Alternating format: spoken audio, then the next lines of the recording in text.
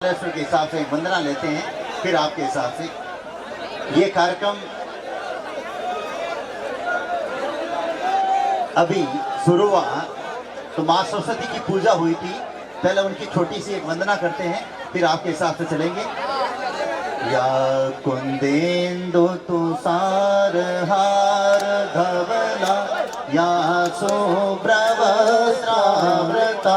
या वीणा वरदण्ड मण्डितकरा, या श्वेत पद्मासना, या ब्रह्माच्युत शंकर प्रभृतिभिः देवैः सदा वन्दिता, क्षमां पातु सरस्वती भगवती निशेष जाड्यापा।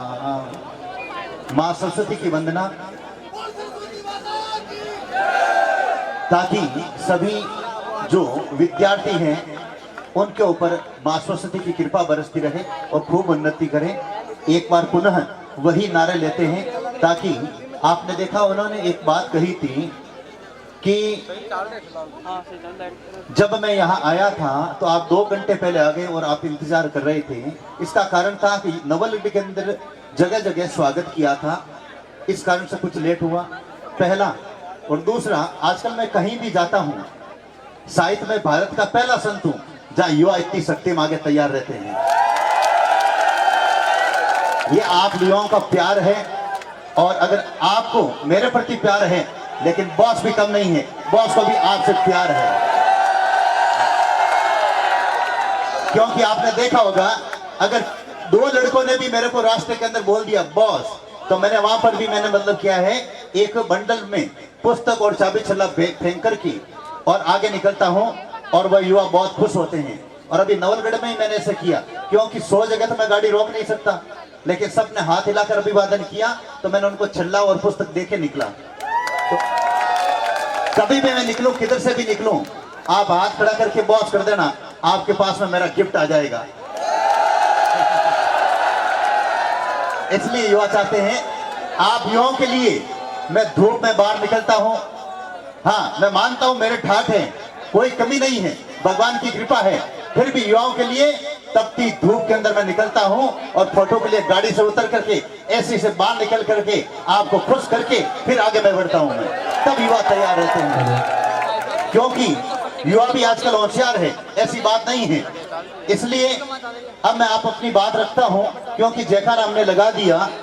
इस जो नवलगढ़ के अंदर पहली बार सांस्कृतिक कार्यक्रम लीलन आयोजित हो रहा है, और इसके मुख्य है जो कार्यकर्ता, समझ लीजिए मुख्य कमान है मधुसूदन जी शर्मा व इनकी टीम, इनको बहुत बहुत साधुवाद।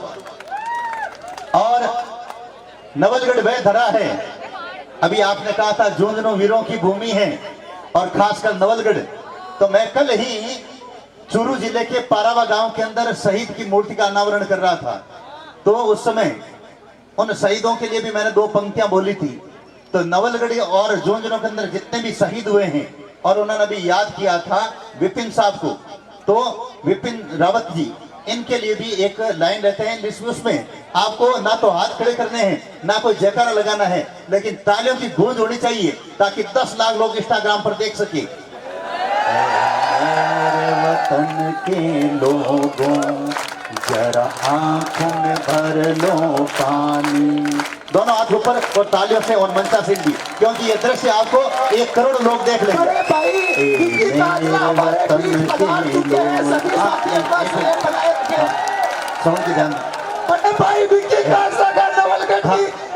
तेरा पर हार्दिक स्वागत, हार्दिक स्वागत, अभिनंदन।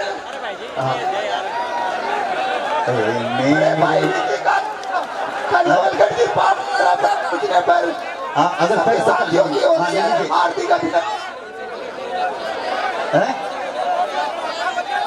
अरे अगर स्वागत है तो पहले उनको बुला लो, बॉस लोग से ही तो ध्यान रख दो आप। बॉस ने बुलाया तो बॉस का स्वभाव भी तो ध्यान है ना, बॉस का स्वभाव भी ध्यान में रखना, और बॉस को उकसाना मत। बॉस को रखो प्यार से, मैं भी प्यार से बात करता हूँ। तो पहले विपिन जी को बुला लो आप।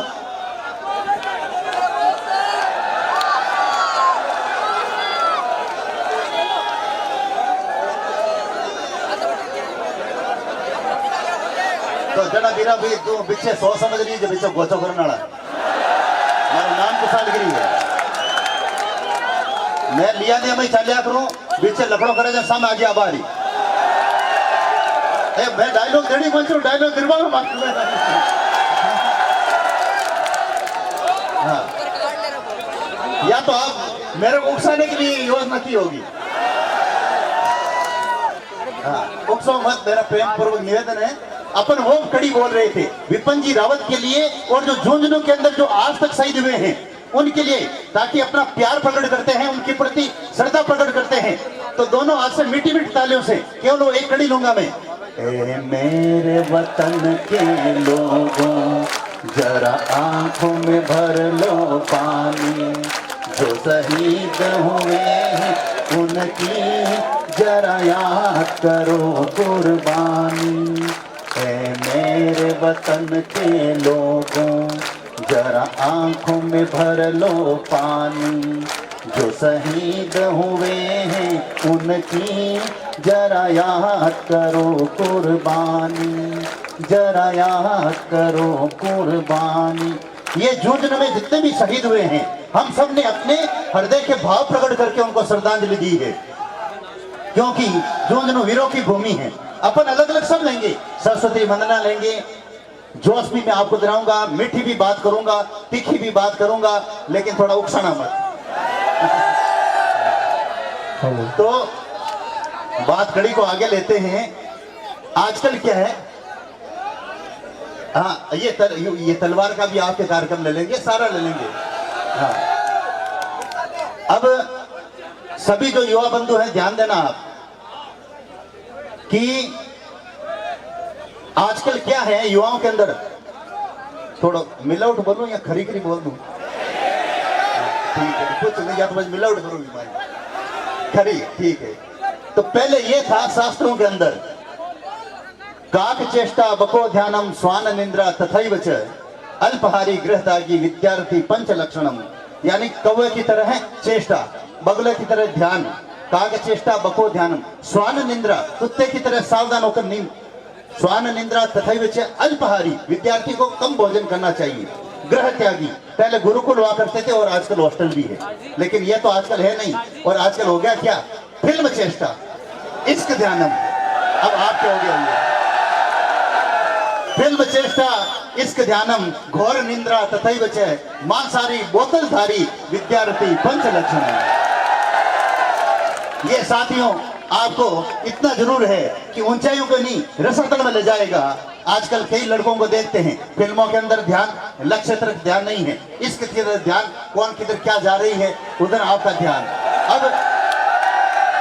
अब ताने ध्यान की बातें पसंद आवे घोर निंद्रा अब 11 बजे तक उठो पहले विद्यार्थी का ये नियम था कि 5 बजे उठना चाहिए था और मांसाहारी और बोतलधारी मैं शाम को कभी भी किधर से निकलता हूँ देखता हूँ 8 बजे के बाद में सूर्यास्त के बाद में एक पैर तो इधर पड़ता है एक पैर इधर पड़ता है तो मैं मानता हूं कि ये आपके जो 5 साल है ये बहुत आपके अच्छे निकलेंगे लेकिन 55 साल मजदूर बन के रह जाएंगे इस बात का ध्यान देना और अगर आप 5 साल खूब कॉलेज के अंदर पसीना बहा करके पढ़ाई कर लेंगे तो एक दिन आपको लोग सैल्यूट मारेंगे ये बॉस कह रहा आपको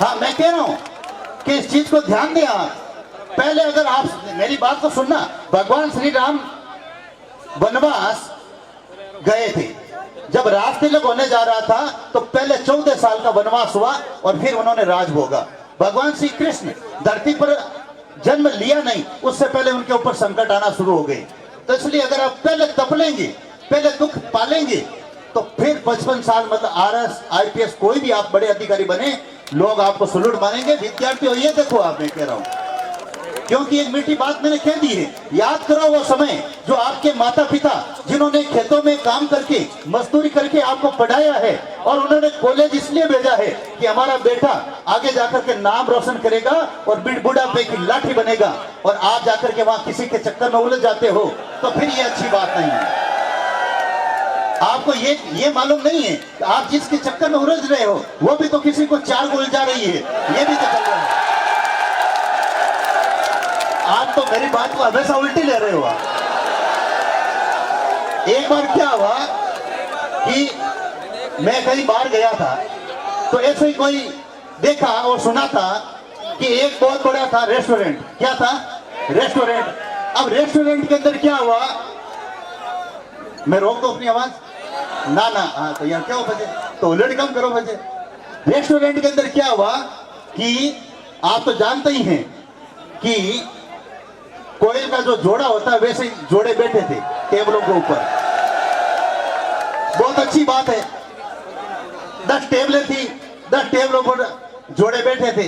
अब आप समझ गए जोड़े कौन से, खाने जोड़ने की जरूरत ही कोई नहीं। उस समय एक मधुसूदन जी जैसा शर्मा जैसा एक आया था लड़का उस रेस्टोरेंट के अंदर, अध्यक्ष साहब जैसा आया तो उन्होंने एक ऐसे ही फोन पे ऐसे ही एक डायलॉग दिया, अरे सुने रे थारे बा फलानी फलाना के साथ बैठी है।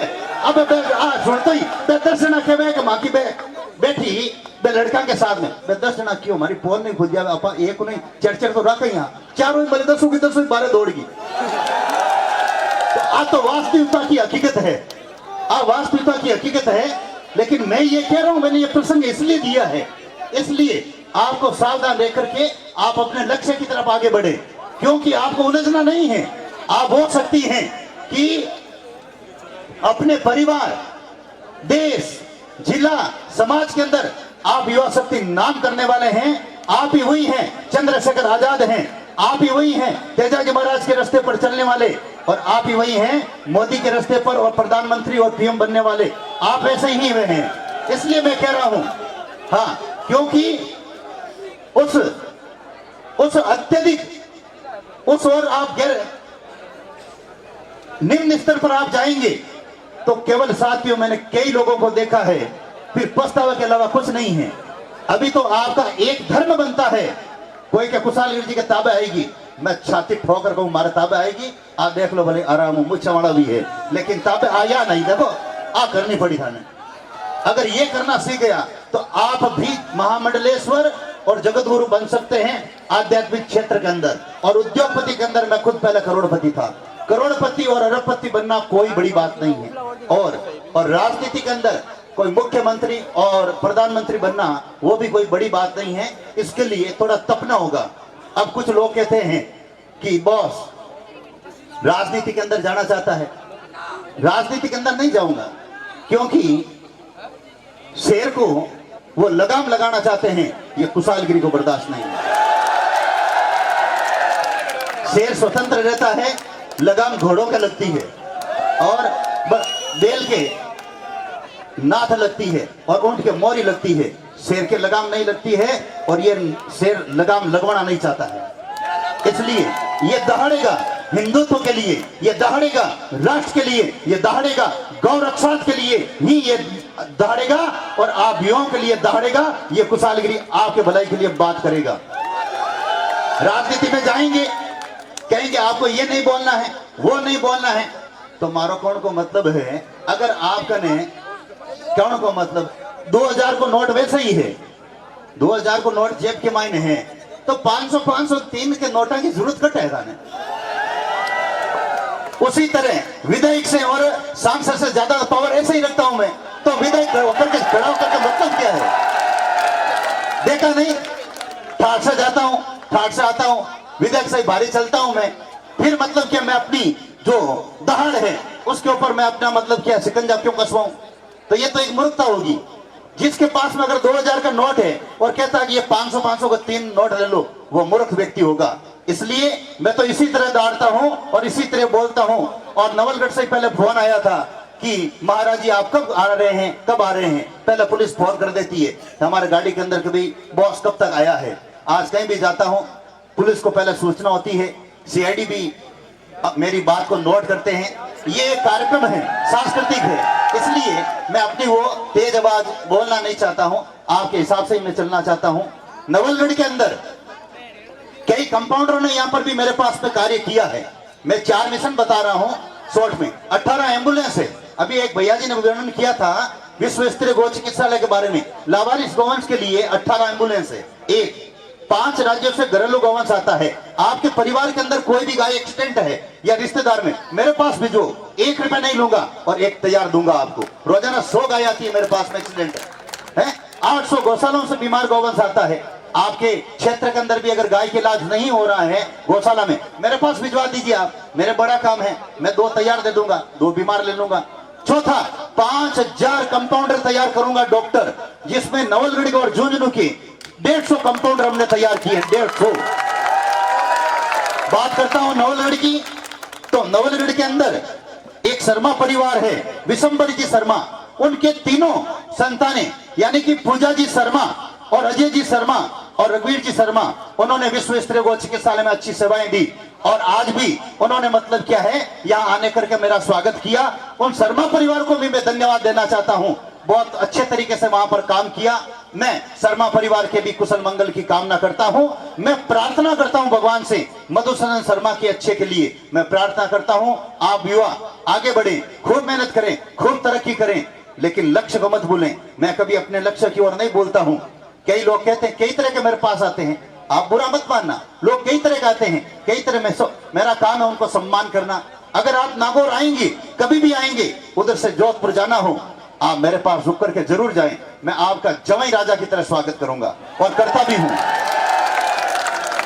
और अगर किसी का जन्मदिन है, मैं ये कह रहा हूं, अगर किसी का जन्मदिन है, होटलों पर कम से कम आप 10-20 हजार रुपए खर्च करते हो, होटलों के अंदर कई पार्टियां देते हो और आपको तो मालूम है, और ऐसे भी आप करते हो हैं, तो आपको यह करने की जरूरत क्या है?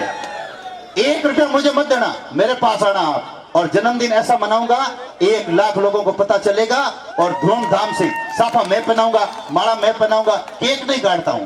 हाँ, लड़कों ने एक रास्ता जरूर निकाल दिया है, लड़कों ने एक रास्ता, बीच का रास्ता निकाला है कि कुशालगिरी का से कुछ कटना चाहिए, तो इसलिए वो क्या है, केक तो मैं काटता नहीं हूं, संत हूं, मैं अपनी संस्कृति से प्यार करता हूं।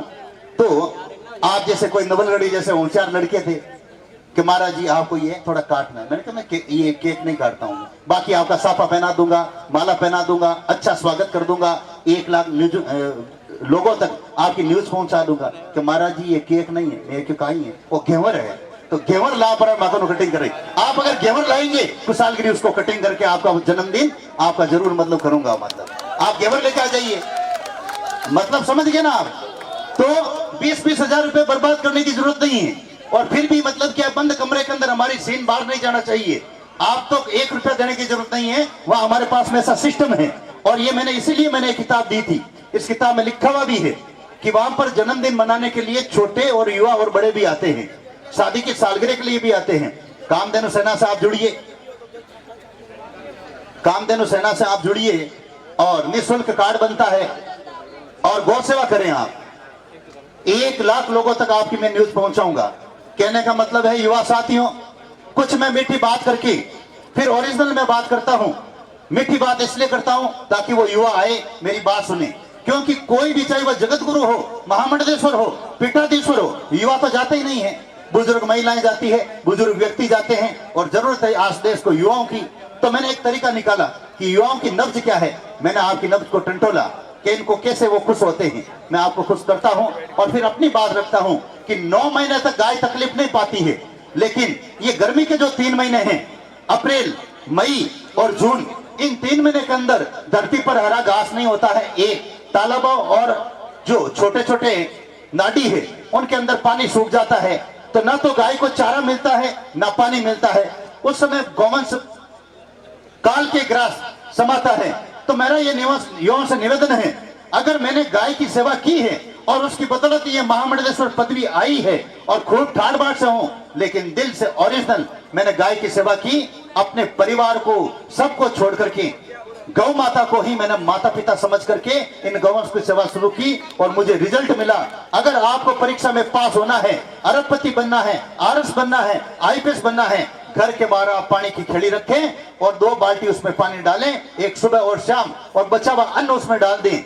आप अगर मान लीजिए प्रदेश के युवा, लाखों युवा अपने घर के बाहर पानी की खेली रख देंगे, लाखों बाल्टियां रोजाना पानी डाल देंगे और थोड़ा बचा हुआ अन्न डाल देंगे, ये 3 महीने गायों के लिए संजीवनी होगा, और आपके घर में सुख, शांति, समृद्धि और गाय की आपको आशीर्वाद मिलेगा और खूब ठाठ से रहेंगे। महाभारत में कहा है, गौ भक्त मनुष्य जिस वस्तु की इच्छा पूरी करता है वह उसे सब प्राप्त होती है। स्त्रियों में जो भी गौ माता की भक्त है मनोवांछित कामनाएं प्राप्त करती है।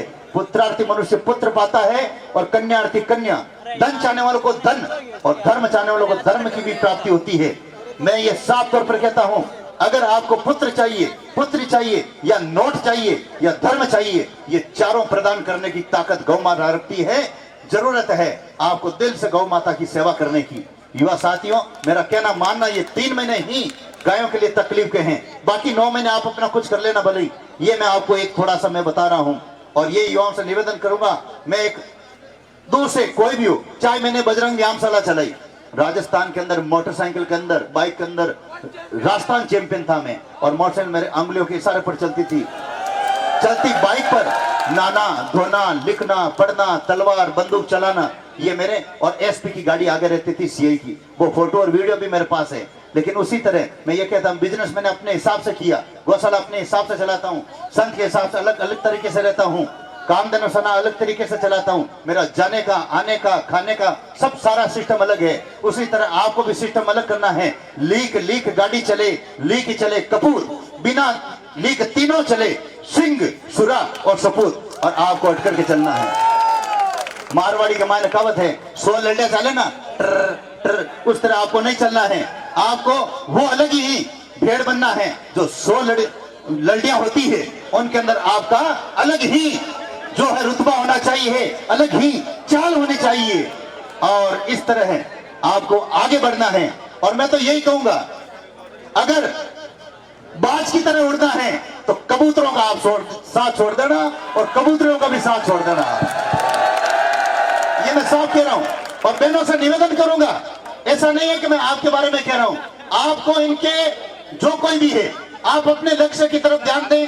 बहनों से निवेदन, बेटियों से निवेदन, और याद करें अपने माता पिता के लक्ष्य को और उनकी मेहनत को। खूब आगे बढ़ करके आप बेटियों को और बहनों को आगे बढ़ना है। अगर आपके अंदर योग्यताएं हैं, बहनों के अंदर, भाइयों के अंदर, तो आपके घर के अंदर आपको नहीं रहना है, आपको पढ़ाई करनी है। और आर्थिक स्थिति कमजोर है तो मैं आगे बढ़ने के रास्ते बता रहा हूं।